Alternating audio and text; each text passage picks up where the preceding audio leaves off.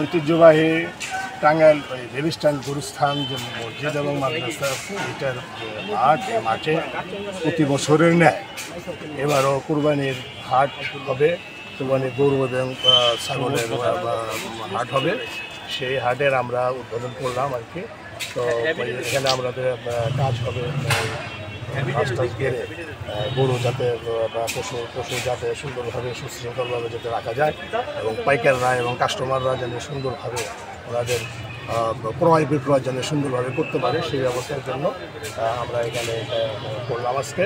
তো আগামীতে আমরা আগামীকালকে ব্যক্তিগতভাবে ডিসি সাহেবের সঙ্গে দেখা করেছি, এই বিষয়ে ওনার সঙ্গে মত বিনিময় করেছি, ওনার সাথে পরামর্শ করেছি, উনি আমাকে দিক নির্দেশনা দিয়েছেন।